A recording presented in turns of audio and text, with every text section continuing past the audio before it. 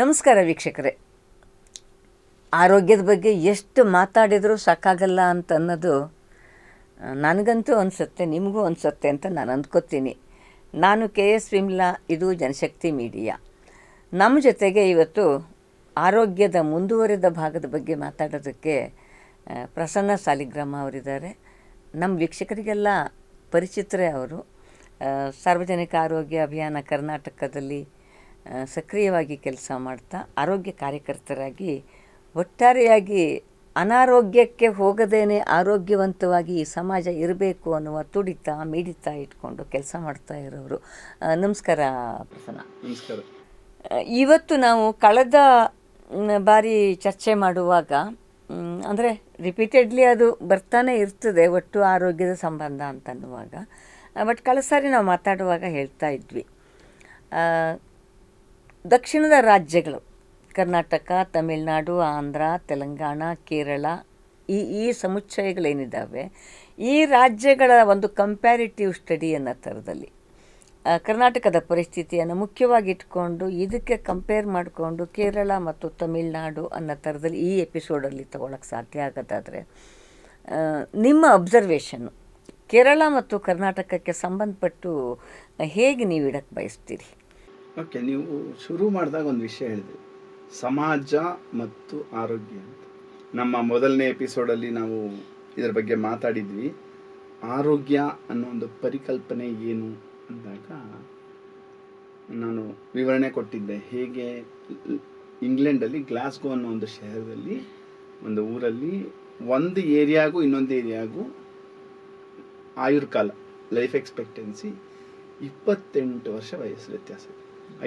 ಒಂದು ಮಗು ಒಂದು ಏರಿಯಾದಲ್ಲಿ ಹುಟ್ಟಿದ್ರೆ 54 ವರ್ಷ, ಇನ್ನೊಂದು ಏರಿಯಾದಲ್ಲಿ ಹುಟ್ಟಿದ್ರೆ 82 ವರ್ಷ ಬದುಕುವಂಥದ್ದು.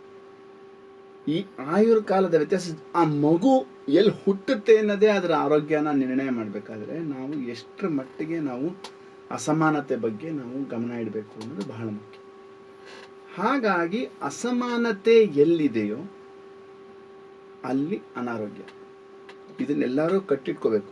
ನಾವು ಬೆಲ್ಟ್ ಹಾಕ್ಕೊಂಡು ಭದ್ರವಾಗಿ ಇಟ್ಕೋಬೇಕು ಅಂತೀವಲ್ಲ, ಹಾಗೆ ಅಸಮಾನತೆ ಎಲ್ಲಿದೆಯೋ ಹೆಚ್ಚಾಗಿ ಅಲ್ಲಿ ಅನಾರೋಗ್ಯ ಹೆಚ್ಚು. ಇದಕ್ಕೆ ಇನ್ನೊಂದು ಸ್ಟಡಿ ಮಾಡಿದ್ದಾರೆ, ಇನ್ನೊಂದು ಅಧ್ಯಯನ. ಇಂಗ್ಲೆಂಡ್ನ ಬಹಳ ಒಂದು ಪ್ರಮುಖ ಅಧ್ಯಯನಕಾರ ಮೈಕೆಲ್ ಮ್ಯಾರ್ಮೋಟ್ ಅಂತ. ಅವರು ಅಸಮಾನತೆಯನ್ನು ಹೆಂಗೆ ನೋಡಿದ್ರು ಅಂದರೆ, ಬರೀ ಬಡವ ಮತ್ತು ಶ್ರೀಮಂತರ ಮಧ್ಯದಲ್ಲಿ ನೋಡಲಿಲ್ಲ ಅವರು. ಅವ್ರು ನಮ್ಮ ವಿಕಾಸಸೌಧ ಇದೆಯಲ್ಲ, ವಿಕಾಸಸೌಧದಲ್ಲಿ ಯಾರು ಇರ್ತಾರೆ? ನಮ್ಮ ಬ್ಯೂರೋಕ್ರಾಟ್ಸ್ ಇರ್ತಾರೆ. ಅಂದ್ರೆ ನಮ್ಮ ಅಧಿಕಾರಾಂಗ ಕಾರ್ಯಾಂಗ ಇರುತ್ತೆ. ಅಲ್ಲಿ ಯಾರು ಇರ್ತಾರೆ? IAS ಆಫೀಸರ್ಗಳಿರ್ತಾರೆ. ಸೊ ಅವ್ರು ಅದೇ ತರಹ ಲಂಡನ್ನಲ್ಲೂ ಸಹ ವೈಟ್ ಹಾಲ್ ಅಂತ ಇದೆ. ಆ ವೈಟ್ ಹಾಲ್ ಅಲ್ಲಿ ಅವರು ಅಧ್ಯಯನ ಮಾಡಿದ್ರು ವಿವಿಧ ಶ್ರೇಣಿಗಳ ಮಧ್ಯದಲ್ಲಿ. ಅಂದ್ರೆ ಪ್ರಧಾನ ಕಾರ್ಯದರ್ಶಿ, principal secretary, under secretary, secretary, ಈ ತರ. ಅವ್ರು ಕಂಡಿದ್ದೇನು ಅಂದ್ರೆ, ಪ್ರಧಾನ ಕಾರ್ಯದರ್ಶಿ ಯಾರಿದ್ದಾರೆ ಅವರ ಆರೋಗ್ಯ ಕಾರ್ಯದರ್ಶಿಗಿನ ಚೆನ್ನಾಗಿದೆ. ಕಾರ್ಯದರ್ಶಿ ಆರೋಗ್ಯ ಅವ್ರ ಕೆಳಗೆ ಕಾರ್ಯದರ್ಶಿ, ಅವರ ಬದುಕಿನ ರೀತಿ ಮತ್ತು ಸಿಗುವ ಸೌಲಭ್ಯಗಳ ಆಧಾರದಲ್ಲಿ ಅವರ ಆರೋಗ್ಯ, ಸಾಮಾಜಿಕ ಸ್ತರ, ಅಂದ್ರೆ ಅವರ ಯಾವ ಸಾಮಾಜಿಕ ಸ್ತರದಲ್ಲಿದ್ದಾರೆ, ಅಲ್ಲಿ ತಮ್ಮನ್ನು ತಾವು ಕಂಡುಕೋತಾರೆ, ಆ ರೀತಿಯಾಗಿ ಅವರ ಆರೋಗ್ಯ ಸಿಗುತ್ತೆ. ಅಂದ್ರೆ ಆರೋಗ್ಯ ಅನ್ನೋದು ಎಷ್ಟು ಸೂಕ್ಷ್ಮ ಅಸಮಾನತೆಗೆ ಹಾಗೂ ಸಾಮಾಜಿಕ ಸ್ತರಕ್ಕೆ ಅಂತ ಅವರೊಂದು ಬಹಳ ಫೇಮಸ್ ಸ್ಟೇಟ್ಮೆಂಟ್ ಕೊಟ್ಟರು. ಸೋಷಿಯಲ್ ಗ್ರೇಡಿಯಂಟ್ ಇನ್ ಹೆಲ್ತ್ ಅಂತ. ಅಂದ್ರೆ ಆರೋಗ್ಯದ ಸಾಮಾಜಿಕ ಇಳಿಜಾರು ಅಂತ. ಏನ್ ಹೇಳ್ತೀರ ಗೊತ್ತಿಲ್ಲ, ನಾನು ಕನ್ನಡದಲ್ಲಿ ಓದ್ಲಿಲ್ಲ, ಕನ್ನಡ ಮೀಡಿಯಂ ಅಲ್ಲ ನಾನು. ಸ್ಲೋಪ್ ಇದ್ದಿತ್ತಲ್ಲ, ನಾವು ಗ್ರಾಫ್ ಹಾಕ್ಬೇಕಾದ್ರೆ ಸ್ಲೋಪ್ ಹಾಕ್ತೀವಲ್ಲ, ಸಾಮಾಜಿಕ ಇಳಿಜಾರು ಅಂದ್ರೆ ಎಲ್ಲಿ ನಮ್ಮನ್ನು ನಾವು ಸಾಮಾಜಿಕವಾಗಿ ಕಂಡುಕೋತೀವೋ ಅಷ್ಟು ನಾವು ಆರೋಗ್ಯವಾಗಿರ್ತೀವಿ. ಸೊ ಸಾಮಾನ್ಯವಾಗಿ ನೋಡಿ, ನನಗೇನು ಕೇರಳವನ್ನು ಕೇಂದ್ರೀಕರಿಸಿ ಯಾಕೆ ಮಾತಾಡ್ತಾ ಇದ್ದೀನಿ ಅಂತಂದರೆ, ಒಂದು ಪುಟ್ಟ ರಾಜ್ಯ, ರಿಸೋರ್ಸ್ ಕಡಿಮೆ, ದೆನ್ ಬಹುತೇಕ ನಾವು ನೋಡುವ ಹಾಗೆ ಯಾವುದೋ ಒಂದು ಹೊಸ ರೋಗ ಅಂತ ಕಿವಿಗೆ ಬೀಳುವಾಗ ಬಹುತೇಕ ಅದು ಕೇರಳದಿಂದ ರಿಪೋರ್ಟ್ ಆಗಿರುತ್ತೆ ಅಂತ. ಕೋವಿಡ್ ಕೂಡ ಕೇರಳದಿಂದ ಫಸ್ಟ್ ಅನ್ನೋ ಥರದೆಲ್ಲ ಕೇಳ್ತೀವಿ ನಾವು. ಹಾಗೇನೆ ಅದೇನೋ ಇನ್ನೊಂದು ರೋಗ ಬಂತು, ನಿಫಾ ಬಂತು, ರೀಸೆಂಟಾಗಿ ಇನ್ನೊಂದು ಏನೋ ಒಂದು ಬಂತು. ಅಂದರೆ ಎಷ್ಟೋ ಥರ ನಮ್ಗೆ ಹೆಸರುಗಳೇ ನೆನಪಿರಲ್ಲ. ಬಟ್ ಆ ಥರದ ಒಂದು ಪರಿಸ್ಥಿತಿ ಕೇರಳದಲ್ಲಿ ಇದ್ದು ಮತ್ತು ಇಮ್ಮಿಡಿಯೇಟಾಗಿ ಅದನ್ನು ಅವರು ನಿಭಾಯಿಸುವ ರೀತಿ ಕೂಡ ನಾವು ಕೋವಿಡ್ ಸಂದರ್ಭದಲ್ಲೇ ನೋಡಿದ್ದೀವಿ. ವಿಶ್ವದ ಮಟ್ಟದಲ್ಲೇ ನಂಬರ್ 1 ಅದನ್ನು ಮ್ಯಾನೇಜ್ ಮಾಡಿದ್ರಲ್ಲಿ ಅಂತ ಬಂದಿದ್ದು ನಾವು ನೋಡಿದ್ದೀವಿ. ಸೊ ಹಾಗೆಲ್ಲ ಇರುವಂತಹ ಒಂದು ರಾಜ್ಯ ಆಗಿರೋದಕ್ಕಾಗಿ ನನಗೊಂದು ಸೋಜಿಗ ಅದು. ಎರಡನೇದಾಗಿ for so many political reasons ಕೇರಳದಲ್ಲಿರುವಂತಹ ಪೊಲಿಟಿಕಲ್ ಸಿಸ್ಟಮ್ಮು ಮತ್ತು ನ್ಯಾಷನಲ್ ಲೆವೆಲಲ್ಲಿರೋ ಪೊಲಿಟಿಕಲ್ ಸಿಸ್ಟಮ್ಮು ಇದೆರಡರ ಮಧ್ಯದಲ್ಲಿ ನಾವು ನೋಡಿದಾಗ ಬಹಳ ಕಾರಣಗಳಿಗಾಗಿ ನೀತಿ ಆಯೋಗ ಅದರದ್ದೇನೋ ಮಾನದಂಡಗಳಿದ್ದಾವಲ್ಲ, ಇಂಡೆಕ್ಸ್ಗಳನ್ನು ಮಾಡುತ್ತಲ್ಲ ಅದು. ಬಟ್ ಅದರಲ್ಲಿ ಕೇರಳ ಟಾಪ್ ನಂಬರ್ 1 ಅಂತಾನೆ ಇರೋ ಅಂತಹ ಸಾಧ್ಯತೆಗಳಿದೆ. ಅದಕ್ಕೆ ಇಂಗ್ಲಿಷ್ ಹೇಳ್ತಾರೆ ಗ್ರಜಿಂಗ್ಲಿ ಅಂತಾರೆ, ಅಂದ್ರೆ ಹೇಳೋದು ಬೇಕಿಲ್ಲ ಅಂದ್ರೂ ಅನಿವಾರ್ಯವಾಗಿ ಅನ್ನುವಂತಹ ಒಂದು ವ್ಯವಸ್ಥೆಯನ್ನ ಕೇರಳ ಸಾಧಿಸಿದೆ ಅಂತಂದ್ರೆ what may be the reason? Okay, ತಿರುಗಿ ಇನ್ನೊಂದು ಹಿನ್ನೆಲೆ ಕೊಡ್ತೀನಿ. ಎಲ್ಲಿ ಅಸಮಾನತೆ ಇದೆ ಅಲ್ಲಿ ಅದಕ್ಕೆ ಒಂದು ಔಷಧಿ, ಆಂಟಿಡೋಟ್ ಅಂತ ಏನು ಹೇಳ್ತೀವಿ ಇಂಗ್ಲಿಷಲ್ಲಿ, ಸಮತೆ. ಸಮತೆ ಅನ್ನೋದು ಅದಕ್ಕೆ ಲಗತ್ತಾಗಿ ಇನ್ನೊಂದು ವಿಷಯ ಇದೆ, ಅದು ಸಾಮಾಜಿಕ ನ್ಯಾಯ. ಎಲ್ಲಿ ಸಮತೆ ಮತ್ತು ಸಾಮಾಜಿಕ ನ್ಯಾಯ ಹೆಚ್ಚಿರುತ್ತೆ ಅಲ್ಲಿ ಆರೋಗ್ಯ ಹೆಚ್ಚಾಗುತ್ತೆ. ಅಂದ್ರೆ ಅಸಮಾನತೆ ಇದ್ದಾಗ ಅನಾರೋಗ್ಯ, ಅಸಮಾನತೆಗೆ ಔಷಧಿ ಸಮತೆ. ಸಮಾನತೆ ಅಲ್ಲ, ಸಮತೆ. ಸಮತೆ ಬರಬೇಕು ಅಂದ್ರೆ ಸಾಮಾಜಿಕ ನ್ಯಾಯ ಇರಬೇಕು. ಸೊ ಇದು ಮೂರು ಒಂದು ತ್ರಿಕೋಣ. ಇದಕ್ಕೆ ಲಗತ್ತಾಗಿ ಒಂದು ಕಾನ್ಸೆಪ್ಟ್ ಇದೆ, ರಾಜಕೀಯ. ನಮ್ಮ ಬ್ಯೂಶೋ ಅಂತ ಒಬ್ಬ ಫಿಲಾಸಫರ್, ಅವ್ರು ಹೇಳ್ತಾರೆ, politics is the art of searching for common good and A just society. ಅಂದರೆ ಸಾಮಾಜಿಕ ನ್ಯಾಯ, ಎಲ್ಲರ ಒಳಿತನ್ನು ಹುಡುಕೋದೇ ರಾಜಕೀಯ ಅಂತ. ಅಂದರೆ ಆರೋಗ್ಯ ಒಂದು ಸಾಮಾಜಿಕ ವಿಷಯ, ಸಮಾಜದ ಅಸಮಾನತೆ ಅನಾರೋಗ್ಯಕ್ಕೆ ನಂಟು, ಸಮತೆ ಮತ್ತು ಸಾಮಾಜಿಕ ನ್ಯಾಯ ಬರಬೇಕು. ಆರೋಗ್ಯ ಸಿಗಬೇಕು ಅಂದರೆ ಸಾಮಾಜಿಕ ನ್ಯಾಯ ಬರಬೇಕು ಅಂದರೆ ನಿಮ್ಮ ರಾಜಕೀಯ ಸರಿ ಇರಬೇಕು. ರಾಜಕೀಯ ಅಂದ ತಕ್ಷಣ ನಮ್ಮಲ್ಲಿ ರಾಜಕಾರಣ ಕೇಳ್ಬಿಡ್ತಾರೆ, ಪಕ್ಷದ ರಾಜಕೀಯ. ಆದರೆ ರಾಜಕೀಯ ಅಂದ್ರೆ ನಿಜವಾದ ಅರ್ಥ ಹಕ್ಕುಗಳು, ಸಮತೆ ಮತ್ತು ಸಾಮಾಜಿಕ ನ್ಯಾಯ. ಎಲ್ಲಿ ಇದು ಮೂರು ಬರುತ್ತೋ, ಎಲ್ಲಿ ಇದು ಮೂರು ಸೇರುತ್ತೋ ಅಲ್ಲಿ ನಿಮಗೆ ಆರೋಗ್ಯ ಸಿಗುತ್ತೆ. ಅದು ಕೇರಳದಲ್ಲಿ ಯಾಕಾಗಿದೆ ಅಂದ್ರೆ, ನಾನು ಯಾವಾಗಲೂ ಹೇಳ್ತೀನಿ, ಇವತ್ತು ನೆನೆಸ್ಕೋತೀನಿ, ನಮ್ಮ ಒಬ್ಬ ಸಮಾಜಶಾಸ್ತ್ರ ಸ್ನೇಹಿತರೊಬ್ಬರಿದ್ದಾರೆ, ಅವ್ರು ಹೇಳ್ತಾರೆ, ಎಲ್ಲಿವರೆಗೂ ಡಾಕ್ಟರ್ನ ಚರ್ಮದ ಬಣ್ಣ ರೋಗಿಯ ಚರ್ಮದ ಬಣ್ಣ ಒಂದೇ ಇರಲ್ವೋ ಅಲ್ಲಿವರೆಗೂ ಆರೋಗ್ಯ ಸಿಗಲ್ಲ. ಅಂದ್ರೆ ಅದರ ದ್ಯೋತಕ ಅರ್ಥ ಆಯ್ತಲ್ವಾ? ನಾನು ಹಿಂದೆನೆ ಹೇಳಿದ್ದೀನಿ ನಿಮಗೆ. ಅಂದ್ರೆ ಅದೊಂದು ಅಸಮಾನತೆಯ ಒಂದು ದ್ಯೋತಕ, ಚಿಹ್ನೆ ಅದು. ಯಾಕೆ ನನ್ನ ಬಣ್ಣ ಬಿಳಿ ಇದ್ರೆ, ನಂದು ಬಿಳಿ ಬಣ್ಣ ಚರ್ಮ ಅಂದ್ರೆ ನಾನು ವೈಟ್ ಕಲರ್ಡ್ ಜಾಬ್, ನಾನೊಬ್ಬ ಶ್ರಮಜೀವಿ ಅಲ್ಲ, ನಂದು ವರ್ಗನೇ ಬೇರೆ ಆಗೋಯ್ತು. ಯಾವಾಗ ವರ್ಗದ ಅಸಮಾನತೆ ಇರುತ್ತೆ ಆವಾಗ ಸಾಮಾಜಿಕ ಅಸಮಾನತೆ. ಸಾಮಾಜಿಕ ಅಸಮಾನತೆ ಅಂದ್ರೆ ಅನಾರೋಗ್ಯ. ಉದಾಹರಣೆಗೆ ಅಸಮಾನತೆಯನ್ನು ಅಳಿಯೋದಕ್ಕೆ ಅಂತಾರಾಷ್ಟ್ರೀಯ ಮಟ್ಟದಲ್ಲಿ ಒಂದು ಜೀನಿ ಕೋಎಫಿಷಿಯಂಟ್ ಅಂತ ಇದೆ. ಜೀನಿ ಕೋಎಫಿಷಿಯಂಟ್ ಅಂದ್ರೆ ಒಂದು ಮಾನದಂಡ. 0 ಅಂದ್ರೆ ಅತ್ಯಂತ ಸಮಾನವಾದ ಒಂದು ಸಮಾಜ, 1 ಅಂದ್ರೆ ಅತ್ಯಂತ ಅಸಮಾನವಾದ ಸಮಾಜ. 0ದಿಂದ 1ರವರೆಗೂ ಇರ್ಬೋದು, ಅದೊಂದು ರೇಂಜ್, ಸ್ಪೆಕ್ಟ್ರಮ್. ಸೊ ಕೇರಳ ಎಲ್ಲಿದೆ? ಮೊನ್ನೆ ನೋಡ್ತಾ ಇದೆ ಯಾವುದೋ ಒಂದು ಅಧ್ಯಯನದಲ್ಲಿ, ಕೇರಳದ ಜೀನಿ ಕೋಎಫಿಷಿಯಂಟ್ 0.412. ಎಷ್ಟು? 0.412 ಅಂದ್ರೆ 0ಯಿಂದ 0 ಕಡೆಗಿದೆ, ಹತ್ರದಲ್ಲಿ. ಸರಿನಾ? ಕರ್ನಾಟಕ ಎಲ್ಲಿದೆ? 0.459. ವ್ಯತ್ಯಾಸ ಗೊತ್ತಾಗ್ತದೆ. ಇನ್ನೂ ಮುಖ್ಯವಾದ್ದೇನೆಂದ್ರೆ ನಗರ ಮತ್ತು ಗ್ರಾಮೀಣ ಅಸಮಾನತೆ. ಸೊ ಕೇರಳದಲ್ಲಿ ಗ್ರಾಮೀಣದಲ್ಲಿ 0.39, ನಗರದಲ್ಲಿ 0.41, ಕರ್ನಾಟಕದಲ್ಲಿ 0.4, 0.46. ನಗರ ಮತ್ತು ಇದ್ರದ್ದು ವ್ಯತ್ಯಾಸ ಗೊತ್ತಾಗ್ತಿದೆಯಲ್ಲ ಹೇಳ್ತಾ ಇರೋದು. ಅಂದ್ರೆ ಕೇರಳದ ಜೀನಿ ಕೋಎಫಿಷಿಯಂಟ್ 0.39 ಇದೆ, ನಮ್ದು 0.442 ಇದೆ. ಅಂದ್ರೆ ನಾವು 1 ಕಡೆಗೆ ಜಾಸ್ತಿ ಇದೀವಿ, ಕೇರಳ 0 ಕಡೆಗೆ ಜಾಸ್ತಿ ಇದೆ. ಅಂದ್ರೆ ಎಲ್ಲಿ ಅಸಮಾನತೆ ಇದೆ ಅಲ್ಲಿ ಅನಾರೋಗ್ಯ ಅಂತ ಹೇಳಿದಾಗ ಜೀನಿ ಕೋಎಫಿಷಿಯಂಟ್ ನಾವು ಸಾಮಾಜಿಕವಾಗಿ ಎಷ್ಟು ಮಟ್ಟಿಗೆ ಸಮಾನತೆ ತರ್ತೀವಿ ಒಂದು ಸಮಾಜದಲ್ಲಿ ಅನ್ನೋದು ಬಹಳ ಮುಖ್ಯ. ಅಲ್ಲ ಅದೇನೆ ನಾನು ಮುಂದೆ ಕೇಳಕ್ಕೆ ಹೊರಟಿದ್ದು ಅದೇ ಇತ್ತು. ಅಂದರೆ ನಾನು ಕೂಡ ಎಲ್ಲೋ ನಿಮ್ಮ ಹತ್ರ ಮಾತಾಡಬೇಕು ಅನ್ನೋ ಕಾರಣಕ್ಕಾಗಿಯೇ ಹುಡುಕ್ತಾ ಇದ್ದೆ ಏನು ಹೇಗೆ ಸೋಷಿಯಲ್ ಇಂಡಿಕೇಟರ್ಸ್ ಏನಿದ್ದಾವೆ ಅಂತ. ಅಲ್ಲೂ ಕೂಡ ಇದನ್ನೇ ಹೇಳ್ತಾರೆ. ಅಂದರೆ ಒಂದು ಸೋಷಿಯಲ್ ಈಕ್ವಿಟಬಲ್ ಆ ಒಂದು ಇದನ್ನು ಮಾಡೋದಕ್ಕೆ ಕೇರಳದಲ್ಲಿ ತುಂಬ ಒತ್ತು ಕೊಡ್ತಿದ್ದಾರೆ ಅಂತ. ಸೊ ಹಾಗಾಗಿ ಕೇರಳದ ಹೆಲ್ತ್ ಸಿಸ್ಟಮ್ ಬಗ್ಗೆ, ನಿರ್ದಿಷ್ಟವಾಗಿ ಕೇರಳದ ಹೆಲ್ತ್ ಸಿಸ್ಟಮ್ ಬಗ್ಗೆ ಈ ಥರದ್ದು ಒಂದು ಈಗ ನೀವು ಜೀನಿ ಕೋಎಫಿಷಿಯಂಟ್ ಅದ್ರ ಬಗ್ಗೆ ಹೇಳುವಂಥ ಆಗಲೂ ಕೂಡ what is the best measures they are using ಅಂತ. ಹಾಗಾಗಿ ಏನಾಗಿದೆ, ಕೇರಳ ಮತ್ತು ತಮಿಳುನಾಡಲ್ಲಿ ಸುಮಾರು ಸಾಮಾಜಿಕ ಹೋರಾಟಗಳ ಪ್ರಕ್ರಿಯೆಗಳು. ತಮಿಳುನಾಡಲ್ಲಿ ಆ್ಯಂಟಿ ಸ್ಯಾನ್ಸ್ಕ್ರಿಟ್ ಮೂವ್ಮೆಂಟು, ಆ್ಯಂಟಿ ಬ್ರಾಹ್ಮಿನ್ ಮೂವ್ಮೆಂಟು ಇದೆಲ್ಲ ನಡೆದಿದ್ದ ಕಾರಣ ಅಲ್ಲಿ ದ್ರವಿಡಿಯನ್ ಮೂವ್ಮೆಂಟ್ ಬಂದದ್ದು. ಅಂದರೆ ಸಾಮಾಜಿಕವಾದ ಒಂದು ಹೋರಾಟದಿಂದ ಬಂದಂಥ ದ್ರವಿಡಿಯನ್ ಒಂದು ಆಂದೋಲನ ಅದೇನು ಮಾಡ್ತು, ಸಮಾಜದಲ್ಲಿ ಅಸಮಾನತೆ ಹೇಗೆ ಹೋಗಿಸ್ಬೇಕು ಅನ್ನೋ ನಿಟ್ಟಿನಲ್ಲಿ ಸರ್ಕಾರಿ ಅಥವಾ ರಾಜಕೀಯದ ಒಂದು ರಾಜಕಾರಣ ಅಲ್ಲ, ರಾಜಕೀಯದ ಒಂದು ಮಾರ್ಪಾಡಲ್ಲಿ ಬಂತು. ಆ ದ್ರವಿಡಿಯನ್ ಆಂದೋಲನ ಬಂದ ತಕ್ಷಣವೇ ನೀವು ತಮಿಳುನಾಡಿನಲ್ಲಿ ಎಲ್ಲ ಸೂಚ್ಯಂಕಗಳ ವ್ಯತ್ಯಾಸ ಕಂಡಿಡ್ಬೇಕು.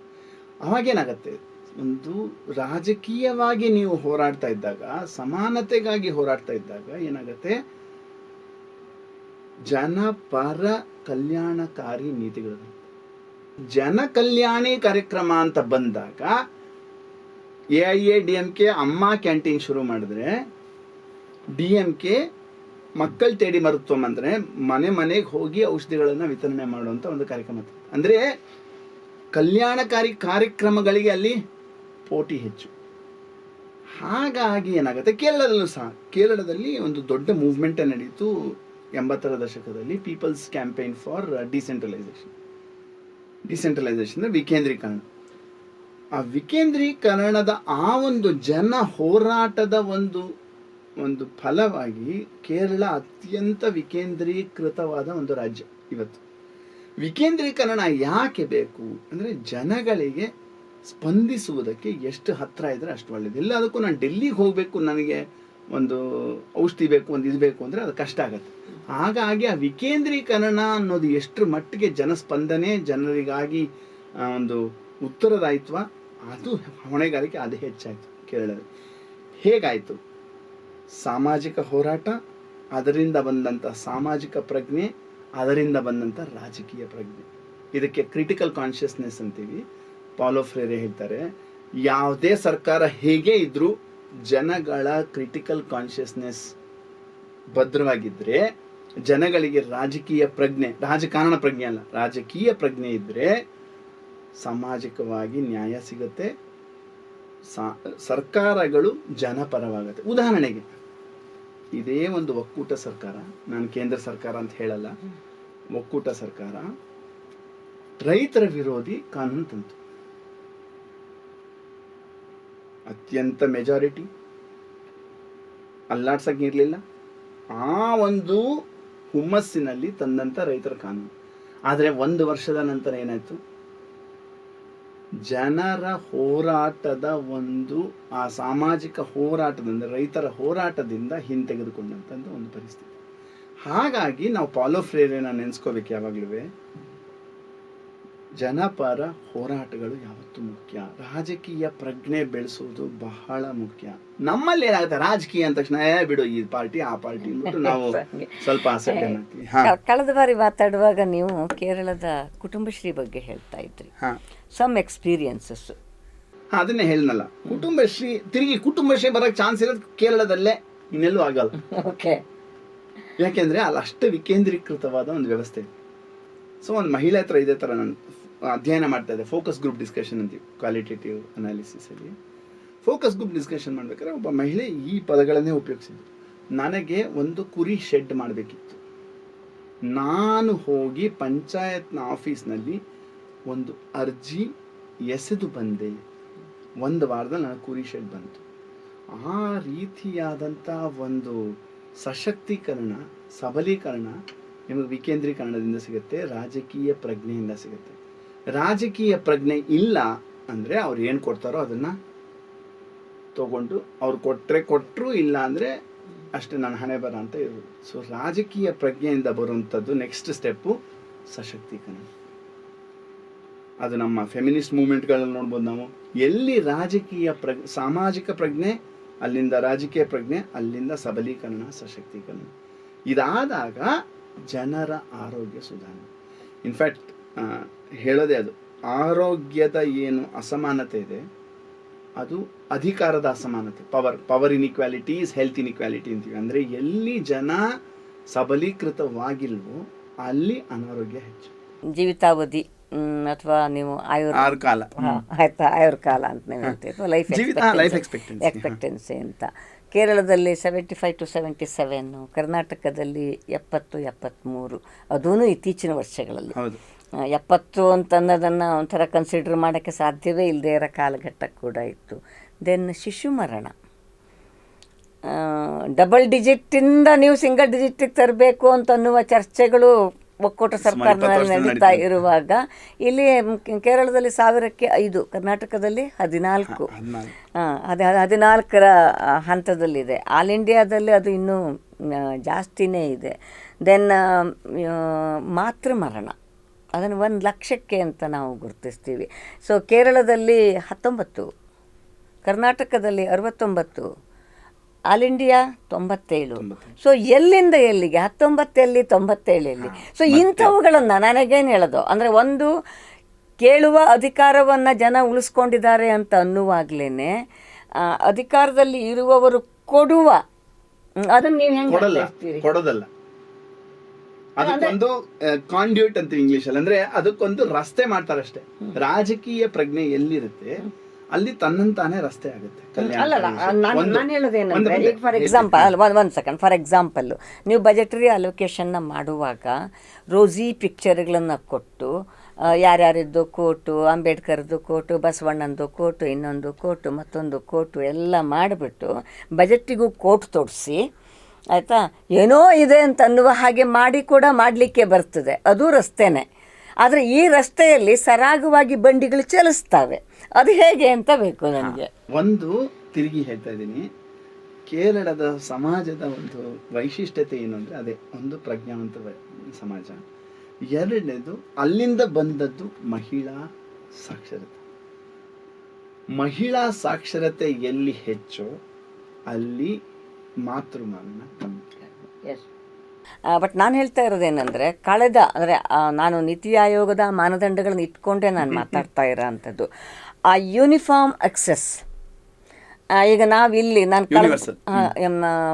ಯೂನಿಫಾರ್ಮ್ ಅಕ್ಸೆಸ್ ರೀಜನ್ಸ್ ಅಂತ ಹಾಕ್ತಾರೆ ಅವರು, ಕಾಂಟ್ರಿಬ್ಯೂಟಿಂಗ್ ಟು ಬೆಟರ್ ಔಟ್ಕಮ್ಸ್ ಅಂತ ಒಂದು ಇದನ್ನು ನೀತಿ ಆಯೋಗ ಕೋಟ್ ಮಾಡುತ್ತೆ. ಅದನ್ನು ಯಾಕೆ ಹಿಂಗಾಗ್ತಾ ಇದೆ ಅಂತಂದರೆ, ಆ ಥರದ ಒಂದು ಅಕ್ಸೆಸಿಬಿಲಿಟಿ ಇದೆ. ನೀವು ಪ್ರಾರಂಭದಲ್ಲೇ ಹೇಳಿದ್ರೆ ನಗರ ಮತ್ತು ಹಳ್ಳಿಗಳ ಮಧ್ಯದಲ್ಲಿ ಗ್ಯಾಪು ಬೇರೆ ಕಡೆಯಲ್ಲಿ ಎಷ್ಟಿದ್ದಕ್ಕಿಂತ ಇಲ್ಲಿ ಕಡಿಮೆ ಇದೆ ಅನ್ನೋ ಥರದಲ್ಲಿ ಅಂತೇಳಿ. ಈಗ ಲಾಸ್ಟ್ ಟೈಮ್ ನಾವು ಮಾತಾಡ್ತಾ ಇದ್ವಿ, ಒಂದು ಏನದು, ನಾನು ಶಿವಮೊಗ್ಗದ ಉದಾಹರಣೆ ಕೊಡ್ತಾ ಇದ್ದೆ. ಆಯ್ನೂರಲ್ಲಿರುವಂತಹ CHCನ ತೆಗಿತಿದ್ದಾರೆ, ಯಾಕೆಂದರೆ ಶಿವಮೊಗ್ಗದಲ್ಲಿ ಡಿಸ್ಟ್ರಿಕ್ಟ್ ಆಸ್ಪತ್ರೆ ಇದೆ ಅಂತ. ಬಟ್ ನಾ ಸೆಷನ್ನಲ್ಲಿ ಚರ್ಚೆ ನಡೆದಿದ್ದನ್ನು ಹೇಳ್ತಾ ಇರೋಂಥದ್ದು. ಬಟ್ ಇಲ್ಲಿ ಕೇರಳದಲ್ಲಿ ನಾನು ನೋಡಿದ ಹಾಗೆ ಇದುವರೆಗೆ PHCಗಳು ಅಂತ ಇರುವುದನ್ನು, ಪ್ರೈಮರಿ ಹೆಲ್ತ್ ಸೆಂಟರ್ ಇರೋದನ್ನು ಅವರು ಫ್ಯಾಮಿಲಿ ಹೆಲ್ತ್ ಸೆಂಟರ್ಗಳು ಅಂತ ಅದನ್ನು ನೊಮೆನ್ಕ್ಲೇಚರನ್ನು ಬದಲಾಯಿಸಿ ಅಲ್ಲಿ ತಂದಿರುವಂತಹ ವ್ಯವಸ್ಥೆಗಳು easy access of so many other things. ಈಗ ನೀವು ಹೇಳಿದಾಗೆ ಒಂದು ಅನಾರೋಗ್ಯಕ್ಕೆ ಎಡೆ ಮಾಡದಂತಹ ಒಂದು ಪರಿಸರವನ್ನು ನಿರ್ಮಾಣ ಮಾಡುವ ಮೂಲಕ ಆರೋಗ್ಯವಂತ ಸಮಾಜವನ್ನು ಸೃಷ್ಟಿ ಮಾಡಬೇಕು ಅನ್ನೋದು SAK ಆಂದೋಲನದ ಮುಖ್ಯ ಉದ್ದೇಶ ನಡೀತಾ ಇದೆ, ಅದು ನಾವು ಒಪ್ಕೋತೀನಿ. But at the same time ನನ್ನ ಲೈಫಿನ ಲೀಡ್ ಮಾಡುವ ರೀತಿಯ ಕಾರಣದಕ್ಕಾಗಿ ಎಕ್ಸೆಸ್ ಸ್ಮೋಕಿಂಗ್ ಮಾಡೋದು, ಎಕ್ಸೆಸ್ ಡ್ರಿಂಕಿಂಗು, ಅಥವಾ ನಾನು ಕನ್ಸ್ಯೂಮ್ ಮಾಡುವ ಫುಡ್ ಪ್ಯಾಟ್ರನ್ನು, ಈಗೇನೋ ತುಂಬ ಹೇಳ್ತಾರಲ್ಲ ಕಾರ್ಬೋಹೈಡ್ರೇಟು ಅದು ಇದು ಅಂತೆಲ್ಲ ಹೇಳ್ತಾರಲ್ಲ, ಆ ಥರದ ನನ್ನ ಲೈಫ್ನ ನಡೆಸುವ ರೀತಿಯ ಜೀವನ ಶೈಲಿಯ ಕಾರಣಕ್ಕಾಗಿ ಹಲವು ರೋಗಗಳು ಬರ್ತವೆ. ಎಂಥದೇ ಫೆಸಿಲಿಟೀಸ್ ಇದ್ದರೂ ರೋಗಗಳು ಬರ್ತವೆ. ಸೊ ಅಂಥದ್ದನ್ನು ಕಾಂಬ್ಯಾಟ್ ಮಾಡೋದಕ್ಕೆ they are doing much better ಅನ್ನೋದನ್ನು ನೀತಿ ಆಯೋಗದ ರಿಪೋರ್ಟ್ಗಳನ್ನ ನೋಡ್ತಾ ಇದ್ದೆ. ಸೊ ಅಲ್ಲಿ ಈಗ ನೀವು ಇಷ್ಟೊತ್ತರೆಗೂ ಹೇಳಿದ್ದು ಅದು ಕರೆಕ್ಟು, ರಾಜಕೀಯ ಪ್ರಜ್ಞೆ ಅಂತ. ಆ ರಾಜಕೀಯ ಪ್ರಜ್ಞೆಗೆ ಒಂದು ಕಾಂಟ್ರಿಬ್ಯೂಟ್ರಿಯಾಗಿ ಏನು ನಡೀತಾ ಇದೆ ಅಲ್ಲಿ? ಒಂದು ಎರಡು ವಿಷಯ ಇದೆ. ಕೇರಳದ ಏನು ನಾವು ಹೇಳ್ತೀವಿ ಅಸಂಕ್ರಾಮಿಕ ರೋಗದ ಪರಿಸ್ಥಿತಿ ಅಷ್ಟು ಚೆನ್ನಿಲ್ಲ.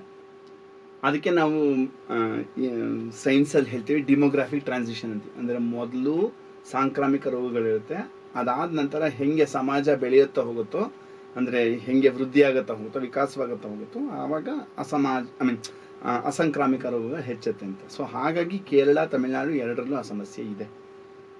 ಸಮಸ್ಯೆ ಇಲ್ಲ ಅಂತ ಅಲ್ಲಿ ಕಳೆಯೋದು ಕಷ್ಟ ಇದೆ. ಯಾಕೆಂದರೆ ಕೇರಳದಲ್ಲಿ ಇನ್ನೂ ಒಂದು ಮುಖ್ಯವಾದ ವಿಷಯ, ತುಂಬ ಟ್ಯೂಬರ್ ರಿಚ್ ಫುಡ್ ಅಂತೀವಿ. ಅಂದರೆ ಗೆಡ್ಡೆ ತಿನ್ನೋದು ತುಂಬ ಜಾಸ್ತಿ, ಹಾಗಾಗಿ ಸ್ಟಾರ್ಚ್ ತಿನ್ನೋದು ಜಾಸ್ತಿ, ಹಾಗಾಗಿ ಡಯಾಬಿಟಿಸು ತುಂಬ ಜಾಸ್ತಿ. ಸೊ ಅದನ್ನ ನಾವು ಅಲ್ಲಗಲಿಬಾರ್ದು. ಅದೇ ಸಮಯ ವ್ಯವಸ್ಥೆ ಹೇಗೆ ಸ್ಪಂದನೆ ಮಾಡುತ್ತೆ ಅಂತ ನೋಡಿದ್ರೆ, ವ್ಯವಸ್ಥೆ ಎರಡು ರೀತಿಯಲ್ಲಿ ಸ್ಪಂದನೆ ಮಾಡುತ್ತೆ. ಒಂದು, ಅಲ್ಲಿನ ಲೋಕಲ್ ಗವರ್ಮೆಂಟ್ಸ್, ಅಂದರೆ ನಮ್ಮ ಅಲ್ಲಿನ ಸ್ಥಳೀಯ ವ್ಯವಸ್ಥೆಗಳು, ಪಂಚಾಯತ್ ಇರ್ಬೋದು ಅಥವಾ ಲೋಕಲ್ ಸೆಲ್ಫ್ ಗವರ್ನೆನ್ಸ್ ಅಂತಾರಲ್ಲ, LSG ಅಂತಾರಲ್ಲಿ, ಅವರುಗಳು ಹೆಂಗೆ ಸ್ಪಂದಿಸ್ತಾ ಇದ್ದಾರೆ ಜನಗಳಿಗೆ, ಅದು ಬಹಳ ಮುಖ್ಯ. ಅಲ್ಲಿಂದ ಸುಮಾರು ಸಮಸ್ಯೆಗಳು ನಿವಾರಣೆ ಆಗುತ್ತೆ. ಉದಾಹರಣೆಗೆ ನಾನು ನನ್ನ ಅಧ್ಯಯನ ಮಾಡಿದ್ದು ಅಲ್ಲಿ ಕಿಡ್ನಿ ಸೆಂಟರ್ ಬಗ್ಗೆ. ಡಯಾಲಿಸಿಸ್ ಸೆಂಟರ್ಗಳನ್ನ ಅವರು ತಾಲೂಕ್ ಮಟ್ಟದಲ್ಲಿ ತೆಗೆದುಬಿಟ್ಟಿದ್ದಾರೆ. ಯಾರು? ಪಂಚಾಯತ್ನವರು. ಜನಗಳ ಹತ್ರ ಡಯಾಬಿಟಿಸ್ ಜಾಸ್ತಿ ಇದೆ, ಕಿಡ್ನಿ ಫೇಲ್ಯೂರ್ ಆಗ್ತಾ ಇದೆ, ಹಾಗಾಗಿ ಡಯಾಲಿಸಿಸ್ ಸೆಂಟರ್ ತೆಗೆದುಬಿಡ್ತೀನಿ ಅಂತ ತೆಗೆಯುವಂಥ ಒಂದು ಪರಿಸ್ಥಿತಿ. ಸೊ ಹಾಗಾಗಿ ಅವರುಗಳೇ, ಪಂಚಾಯತಿಯವರೇ ಲೋಕಲ್ ಆಗಿ ಸ್ಪಂದಿಸಿ ನಡೆಸ್ತಾ ಇರೋವಂಥದ್ದು ಒಂದು ವಿಷಯ. ಎರಡನೇ ವಿಷಯ, ಸ್ವಲ್ಪ ಮಟ್ಟಿಗೆ ಏನು ಕೋಆರ್ಡಿನೇಷನ್ ಇದೆ ಹೆಲ್ತ್ಗೂ ಪಂಚಾಯತ್ಗೂ, ಆದರೆ ನಮಗೆ ಬೇಕಾಗಿರೋಷ್ಟಿಲ್ಲ. ಕೇರಳದಲ್ಲಿ ಒಂದು ಸಮಸ್ಯೆ ಏನು ಅಂದರೆ, ವಿಕೇಂದ್ರೀಕರಣ ಮಾಡಿದಾಗ 3 ವಿಭಾಗಗಳನ್ನ ವಿಕೇಂದ್ರೀಕರಣ ಮಾಡಲಿಲ್ಲ. ಒಂದು ಆರೋಗ್ಯ, ಎರಡನೇದು ಶಿಕ್ಷಣ, ಮೂರನೇದು ಅಗ್ರಿಕಲ್ಚರ್. ಈ 3 ವಿಕೇಂದ್ರೀಕೃತವಾಗಲಿಲ್ಲ. ಅಂದರೆ ನಿಮ್ಮ ಪ್ರೈಮರಿ ಹೆಲ್ತ್ ಸೆಂಟರ್ ಡಾಕ್ಟ್ರು ಇನ್ನೂ ಹೆಲ್ತ್ ಡಿಪಾರ್ಟ್ಮೆಂಟ್ಗೆ ಉತ್ತರದಾಯಿತ್ವ ಹೊಣೆಗಾರಿಕೆ ವಿನಃ ಪಂಚಾಯತ್ಗೆ ಇಲ್ಲ. ಹಾಗಾಗಿ ಸ್ವಲ್ಪ ಅಲ್ಲಿ ಏರುಪೇರು ಅಸಮತೋಲನಗಳಿದೆ. ಉದಾಹರಣೆಗೆ ಕೆಲವೊಂದು ಟ್ರೈಬಲ್ ಏರಿಯಾಲಿ, ಕೇರಳ ಸಮಸ್ಯೆ ಇಲ್ಲ ಅಂತಲ್ಲ, ಟ್ರೈಬಲ್ ಏರಿಯಾಗಳಲ್ಲಿ 50 ಕಿಲೋಮೀಟರ್ ಹೋದ್ರೂ ನಿಮಗೆ PHCಗಳು ಸಿಗಲ್ಲ. ಸೊ ಪಂಚಾಯತ್ ಹೇಳ್ತಾ ನಾನು ತೆಗಿಬೇಕು ಅನ್ನುತ್ತೆ PHC, ಆದರೆ ಹೆಲ್ತ್ ಡಿಪಾರ್ಟ್ಮೆಂಟು ಅದಕ್ಕೆ ಸಹಕಾರ ನೀಡೋದಿಲ್ಲ. ಸೊ ಇದೆಲ್ಲ ಸಮಸ್ಯೆಗಳಿದೆ. ಆದರೆ ಒಟ್ಟಾರೆ ಅದಕ್ಕೆ ನಾವು ಹೇಳೋದು, ಯಾವತ್ತೂ ಇಂಡಿವಿಜುವಲ್ ಹೆಲ್ತ್ ನೋಡಬಾರ್ದು. ನಾವು ಆರೋಗ್ಯ ನೋಡಬೇಕಾದ್ರೆ ಸಾಮಾಜಿಕ ಆರೋಗ್ಯ ನೋಡಬೇಕು. ಇಂಡಿವಿಜುವಲ್ಗೆ ಏನಾದರೂ ರೋಗ ಇದ್ದೇ ಇರುತ್ತೆ, ಯಾವುದಾದ್ರೂ ಅದು ಬಂದೇ ಬರುತ್ತೆ. ಆದರೆ ಸಾಮಾಜಿಕ, ಅದಕ್ಕೆ ನಾವು ಈ ಇಂಡಿಕೇಟರ್ಸ್ ತಗೊಳ್ಳೋದು. ಯಾವುದು? ಮಾತೃಮರಣ ಸಂಖ್ಯೆ, ಶಿಶು ಮರಣ ಸಂಖ್ಯೆ ಹಾಗೂ ಆಯುರ್ಕಾಲ. ಇದು ನಮಗೆ ಸಮಾಜದ ಅಂದ್ರೆ ಏನು, ಒಂದು ಪಾಪ್ಯುಲೇಷನ್ ಲೆವೆಲ್ ಅಲ್ಲಿ ನಮಗೆ ಆರೋಗ್ಯದ ಬಗ್ಗೆ ಏರುಪೇರು ಇದೆಯಾ, ಜಾಸ್ತಿ NCD ಇದೆಯಾ, ಕಮ್ಯುನಿಕಬಲ್ ಡಿಸೀಸ್ ಇಲ್ವಾ, ಅದು ಡೆಫಿನೆಟ್ ಆಗಿ ಅದು ಇರುವಂತದ್ದು. ಆಮೇಲೆ ನೀವು ಇನ್ನೊಂದು ಪ್ರಶ್ನೆ ಕೇಳಿದ್ರು, ಅಲ್ಲೇ ಯಾಕೆ ಕಂಡುಹಿಡಿಯೋದು, ಅಲ್ಲೇ ಯಾಕೆ ಎಲ್ಲ ರೋಗಗಳು ಕಂಡುಹಿಡಿಯಂಗಾಗುತ್ತೆ ಅಲ್ಲ, ಅಲ್ಲೇ ಯಾಕೆ ಜಾಸ್ತಿ ಸಿಗುತ್ತೆ ಅಂದ್ರೆ, ಎಲ್ಲಿ ಹೆಚ್ಚು ನಿಗಾ ಇರುತ್ತೋ ಅಲ್ಲಿ ಹೆಚ್ಚು ಇದು ಹೊರಗೆ ಬರಬೇಕು. ಹೊರಗೆ ಬಂದ್ರೆ ಅವಾಗ ಅದಕ್ಕೆ ಪರಿಹಾರ ಕಂಡು ಹಿಡ್ಕೋಬಹುದು. ಇಲ್ಲ ನಾವಿದಕ್ಕೆ ಆಸ್ಟ್ರಿಚ್ ಆಟಿಟ್ಯೂಡ್, ನಮ್ಮಲ್ಲಿ ಏನು ಸಮಸ್ಯೆನೇ ಇಲ್ಲ ಅಂತ ಕೂತ್ರೆ ಪ್ರಯೋಜನ ಇಲ್ಲ.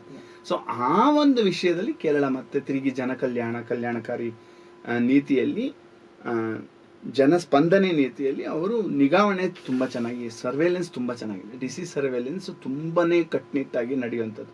ಅಂದರೆ ಒಟ್ಟಾರೆ ಆರೋಗ್ಯ ವ್ಯವಸ್ಥೆಯಲ್ಲಿ ಕೆಲವೊಂದು ಪಾಸಿಟಿವ್ ಇದೆ. ಅಂದರೆ ನಿಗಾವಣೆ ಇರ್ಬೋದು ಅಥವಾ ಪ್ರತಿಸ್ಪಂದನೆ ಇರ್ಬೋದು, ಇದೆಲ್ಲ ತುಂಬ ಚೆನ್ನಾಗಿರೋದ್ರಿಂದ ನಿಮಗೆ ನೀಪಾ ವೈರಸ್ ಇರ್ಬೋದು, ಎಲ್ಲಾನು ಕೇರಳದಲ್ಲೇ ಬರುತ್ತೆ. ಅಂದರೆ ಅದು ಡಿಮೋಗ್ರಫಿಕ್ ಟ್ರಾನ್ಸಿಷನಲ್ಲೂ ಅದು ಸಮಸ್ಯೆ ಅಲ್ಲ. ಅದೇನು, ಯಾಕಂದರೆ ನಾನು ಇದನ್ನ ಯಾಕೆ ಹೇಳಿದೆ ಅಂದರೆ, ನಾನು ಮಲೆನಾಡಿನವಳು, ಸ್ಪೆಷಲಿ ಸಿದ್ದಾಪುರ, ಸಿರ್ಸಿ, ಅಲ್ಲಿ ಮಂಗನ ಕಾಯಿಲೆ ಗೊತ್ತು, ಆಯಿತಾ, ಕ್ಯಾಸ್ನೂರ್ ಫಾರೆಸ್ಟ್ ಡಿಸೀಸ್, KFD ಅಂತ.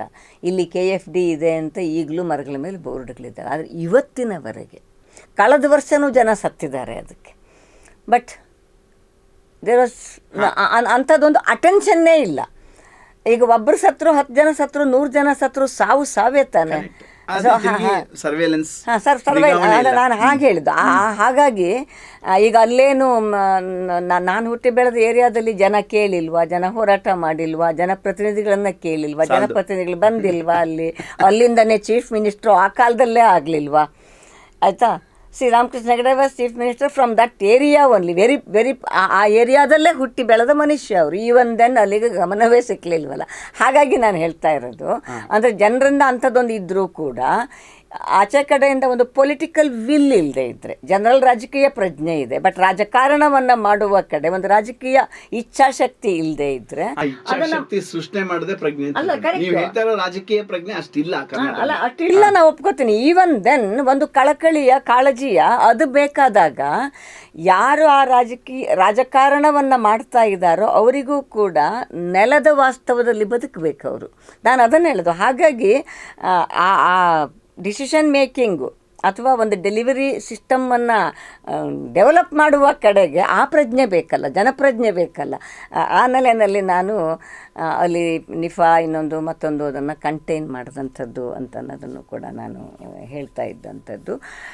ಸೊ ತಮಿಳ್ನಾಡು ಅದು ಕೂಡ ಬಿಗ್ಗರ್ ರಾಜ್ಯಗಳಲ್ಲಿ ಇದನ್ನೇ ಇರ್ತಾರೆ. ನೀವು ಡಿ ಎಮ್ ಕೆ ಆ ಮೂಮೆಂಟ್ಗಳ ಬಗ್ಗೆ ಎಲ್ಲ ಹೇಳ್ತಾ ಇದ್ರಿ. So anything else as an indicator ಇನ್ನು ತಮಿಳ್ನಾಡು ವಿಷಯ ಕಲ್ಯಾಣಕಾರಿಯಾಗಿ ಮಾತಾಡಬೇಕು ಅಂದರೆ ತಮಿಳ್ನಾಡು ಯಾವಾಗಲೂ ಮೇಲ್ಗೆ. ಅದು ಅಮ್ಮ ಕ್ಯಾಂಟೀನ್ ಇರ್ಬೋದು, ಉಚಿತ ಔಷಧಿಗಳ ವಿತರಣೆ ಇರ್ಬೋದು, ಅಥವಾ ಮಕ್ಕಳ ತೇಡಿ ಮರುತ್ವ ಅಂತೀವಿ ಅಂದರೆ ಜನಗಳನ್ನು ಹುಡುಕೊಂಡು ಹೋಗುವಂಥ ಆರೋಗ್ಯ ವ್ಯವಸ್ಥೆ. ನಾವು ಅಸಂಕ್ರಾಮಿಕ ರೋಗಗಳು ಅಂತ ಮಾತಾಡುವಾಗ ಔಷಧಿಗಳ ಲಭ್ಯತೆ ಬಹಳ ಮುಖ್ಯ. ಅದಕ್ಕೆ ತಮಿಳ್ನಾಡು ಕಂಡುಕೊಂಡಂಥ ಪರಿಹಾರ ನಾನೇ ಹೋಗ್ತೀನಿ ಬಿಡು ಜನಗಳ ಹತ್ರ. ಸೊ ಮಕ್ಕಳ ತೇಡಿ ಮರುತ್ವ ಅಂದರೆ ಔಷಧಿಗಳು ಅಥವಾ ಮೆಡಿಕಲ್ ಫೆಸಿಲಿಟಿ. ಹಾಗಾಗಿ ತಮಿಳ್ನಾಡಿನಲ್ಲಿ ಆದರೆ ಒಂದು ಸಮಸ್ಯೆ, ತಮಿಳ್ನಾಡು ಜನಗಳ ಭಾಗವಹಿಸುವಿಕೆ ಬಗ್ಗೆ, ಸಮುದಾಯದ ಪಾಲ್ಗೊಳ್ಳುವಿಕೆ ಬಗ್ಗೆ ತಮಿಳ್ನಾಡಿಗೆ ಏನಿಲ್ಲ, ಭರವಸೆ ಇಲ್ಲ, ನಂಬಿಕೆ ಇಲ್ಲ. ಅವ್ರಿಗೇನು ಮಾಡೋಕ್ಕಾಗತ್ತೆ ಬಿಡು, ಅವ್ರ ಕೈಲಿ ಏನಾಗುತ್ತೆ, ಜನಕ್ಕೇನು ಗೊತ್ತು. ಕೇರಳದ ತದ್ವಿರುದ್ಧ, ಅಂದ್ರೆ ಅಲ್ಲೇ ಸಂಸ್ಕೃತಿ ಎಷ್ಟು ಕೆಲಸ ಮಾಡುತ್ತೆ, ಕಲ್ಚರ್ ಹೇಗೆ ಅನ್ನೋದು ಹೇಳ್ತಾ ಇದ್ದೀನಿ. ಸೊ ನನ್ಗೊಬ್ರು ಫ್ರೆಂಡ್ ಇದ್ದಾರೆ ತಮಿಳ್ನಾಡು, ಅವ್ರು ಹೇಳ್ತಾರೆ, ನೀನೇನಾದ್ರೂ ತಮಿಳ್ನಾಡು ಗವರ್ಮೆಂಟ್ನ ನಿನ್ನ ಮಾತು ಕೇಳಬೇಕು ಅಂದರೆ ನೀನು ಪಿಯರ್ ರಿವ್ಯೂಡ್ ಪಬ್ಲಿಕೇಶನ್ ಅಲ್ಲಿ ಸೈಂಟಿಫಿಕ್ ಆಗಿ ಒಂದು ಪೇಪರ್ ಬರೀಬೇಕು, ಅವಾಗ ಸರ್ಕಾರ ಕೇಳುತ್ತೆ. ಅರ್ಥ ಆಗಿಲ್ಲ ಹೇಳಿದ್ದು ಅಂದ್ರೆ ವೈಜ್ಞಾನಿಕ ಒಂದು ಜರ್ನಲ್ ಅಲ್ಲಿ ನೀನು ಬರೆದ್ರೆ ಅದನ್ನ ತಮಿಳ್ನಾಡು ಸರ್ಕಾರ ಕೇಳುತ್ತೆ. ಜನ ಬಂದು ನಿಂತ್ಕೊಂಡು ಕೇಳಿದ್ರೆ ತಮಿಳ್ನಾಡು ಸರ್ಕಾರ ಹೇಳುತ್ತೆ ನನಗ್ ಗೊತ್ತು ನಾ ಏನ್ ಮಾಡ್ಬೇಕು ಅಂತ. ಗೊತ್ತಾಗ್ತಿಲ್ಲ ಹೇಳಿದ್ದು ವ್ಯತ್ಯಾಸ ಸಾಂಸ್ಕೃತಿಕವಾಗಿ. ಅದಕ್ಕೆ ನಾನು ಇನ್ನೊಂದು ಉದಾಹರಣೆ ಕೊಡ್ತೀನಿ. ನಾವುಗಳು ಕರ್ನಾಟಕದ ಬಸ್ ನೋಡ್ತೀವಿ, ತಮಿಳ್ನಾಡು ಬಸ್ ನೋಡ್ತೀವಿ, ಅಥವಾ ಕೇರಳ ಬಸ್ ನೋಡ್ತೀವಿ. ಏನು ಮೊದಲನೇ ಫೀಲಿಂಗ್ ಏನು ಬರುತ್ತೆ? ಕರ್ನಾಟಕದ bus, Tamil Nadu bus, Kerala bus ಮೊದಲು ಏನು ಅನ್ಸುತ್ತೆ? ಇಲ್ಲಿಂದ ಏನು ಅನ್ಸುತ್ತೆ ನಮ್ಗೆ ನೋಡಿದ ತಕ್ಷಣ? ತಮಿಳ್ನಾಡು ಬಸ್ಗಳನ್ನ ಅಲ್ಲ ಕೇರಳ ಬಸ್ಗಳನ್ನ ಅಥವಾ ಕರ್ನಾಟಕ ಬಸ್ ನೋಡಿದ್ರೆ? ಇಲ್ಲ, ಈಗ ಆಲ್ಮೋಸ್ಟ್ ದೇ ಬಿಕಮ್ ಇದೇನೆ. ಬಟ್ ಕರ್ನಾಟಕ ಬಸ್ ಬಹಳ ಚೆನ್ನಾಗಿರ್ತದೆ. ಬಹಳ ಚೆನ್ನಾಗಿರ್ತದೆ. ಆದ್ರೆ ಕಾರ್ಮಿಕ ವರ್ಗ, ನಾನು ಮೈಸೂರಲ್ಲಿ ಅಬ್ಸರ್ವ್ ಮಾಡ್ತೀನಿ, ಕಾರ್ಮಿಕ ವರ್ಗ ಅವರು ಯಾವ್ದಾದ್ರು ಬಸ್ಸಲ್ಲಿ ಓಡಾಡಬೇಕು ಅಂದ್ರೆ, ಮೈಸೂರಿಗೆ ಬಾರ್ಡರ್ ಇದೆ, ಎರಡೂ ಇದೆ, ತಮಿಳ್ನಾಡು ಇದೆ, ಕೇರಳನೂ ಇದೆ. ಅವ್ರು ಯಾವ ಬಸ್ ಯೂಸ್ ಮಾಡ್ತಾರೆ ಚಾಮರಾಜನಗರಕ್ಕೆ ಅಂತ ನೋಡಿದ್ರೆ ಅಲ್ಲಿ ಗೊತ್ತಾಗುತ್ತೆ ಕರ್ನಾಟಕ ಎಲ್ಲಿದೆ, ತಮಿಳ್ನಾಡು ಎಲ್ಲಿ. ಅದಕ್ಕೆ ನಾನು ಇದಕ್ಕೆ ವೋಲ್ವೋ ಸಂಸ್ಕೃತಿ ಅಂತೀನಿ. ಕರ್ನಾಟಕದವರು ಸ್ವಲ್ಪ ತಳುಕು ಬಳಕು ಜಾಸ್ತಿ, ಸಮಾನತೆ. ತಮಿಳ್ನಾಡು ಬಸ್ಗಳು ನೋಡಕ್ ಚೆನ್ನಾಗಿಲ್ಲ, ಆದ್ರೆ ಜನ ಪರವಾಗಿ ಓಡುತ್ತೆ, ಹೆಚ್ಚು ವ್ಯಯ ಮಾಡ್ಬೇಕಿಲ್ಲ. ಸೊ ಹಾಗಾಗಿ ಕಾರ್ಮಿಕ ವರ್ಗದವ್ರು ಏನ್ ಮಾಡ್ತಾರೆ, ಅವ್ರಿಗೆ ಗೊತ್ತಿದೆ ಯಾವ ಬಸ್ಸಲ್ಲಿ ಎಷ್ಟು ಖರ್ಚಾಗತ್ತೆ ಅಂತ. ನೀಟಾಗಿ ಅವರು ತಮಿಳ್ನಾಡು ಕೇರಳ ಬಸ್ ಹತ್ತಿರ್ತಾರೆ. ಆದ್ರೆ ನಾವುಗಳು ನೋಡಿದ್ರೆ ತಮಿಳ್ನಾಡು ಬಸ್. ಈ ಸಂಸ್ಕೃತಿ ವ್ಯತ್ಯಾಸ ಇದೆಯಲ್ಲ. ಸೊ ಬಹುಶಃ ಒಂದು ಹಂತದಲ್ಲಿ ಒಂದು ಅಲ್ಲಿಯ ಸಾಮಾಜಿಕ ವ್ಯವಸ್ಥೆ, ಸಾಮಾಜಿಕ ಸ್ತರದಲ್ಲಿ ಜನರ ರಾಜಕೀಯ ಪ್ರಜ್ಞೆ ಮತ್ತು ಅವರ ಅಧಿಕಾರದ ಪ್ರಜ್ಞೆ ಇದು ಹೆಚ್ಚಾಗಿ ಒಂದು ರಿಸಲ್ಟನ್ನು ತಗೊಳ್ಳೋದಕ್ಕೆ ಸಾಧ್ಯ ಆಗುತ್ತೆ ಅಂತ ಅನ್ನೋದು. ಸೊ ಈ ಹಿನ್ನೆಲೆಯಲ್ಲಿ ಬಹುಶಃ ಇವತ್ತಿನ ಚರ್ಚೆಯನ್ನು ಮುಗಿಸ್ತಾ ನೀತಿ ಆಯೋಗದ ಅಗೇನ್ ಅವ್ರದ್ದು ಮಾತನ್ನೇ ನಾನಿಲ್ಲಿ ಹೇಳೋಕ್ಕೆ ಇಷ್ಟಪಡ್ತೀನಿ. ಬಿಕಾಸ್ ಪೊಲಿಟಿಕಲ್ ಕಂಪಲ್ಷನ್ಸ್ ಇದ್ದರೂ ಕೂಡ ಅನಿವಾರ್ಯವಾಗಿ ನೀವು ಕರೆಕ್ಟಾಗಿ ಹೇಳಿದಾಗೆ ಹೇಳೋಕ್ಕೆ ಇಷ್ಟ ಇಲ್ಲ, ಆದರೂ ಹೇಳಲೇಬೇಕಾದ ಅನಿವಾರ್ಯತೆ ಸೃಷ್ಟಿಯಾಗಿರೋದಕ್ಕೆ ಒಂದು ಅಲ್ಲಿಯ ಜನರಲ್ಲಿರುವಂತಹ ಪ್ರಜ್ಞೆ, ಎರಡನೇದು ಆ ಜನರ ಪ್ರಜ್ಞೆಯನ್ನು ಎತ್ತರಿಸುವ ರೀತಿಯ ಒಂದು ಆಡಳಿತ ವ್ಯವಸ್ಥೆ ಕೂಡ, ಮತ್ತು ಆ ಆಡಳಿತ ವ್ಯವಸ್ಥೆ ಆಡಳಿತ ಮತ್ತು ಜನರ ಮಧ್ಯದ ಗ್ಯಾಪನ್ನು ಕಡಿಮೆ ಮಾಡುವಂತಹ ಒಂದು ರಾಜಕೀಯ ಇಚ್ಛಾಶಕ್ತಿಯನ್ನು ಇಟ್ಟುಕೊಳ್ಳುವಂತಹ ಅನಿವಾರ್ಯತೆಯೂ ಇರಬಹುದು, ಅಳವಡಿಕೆಯೂ ಆಗಿದ್ದಿರಬಹುದು.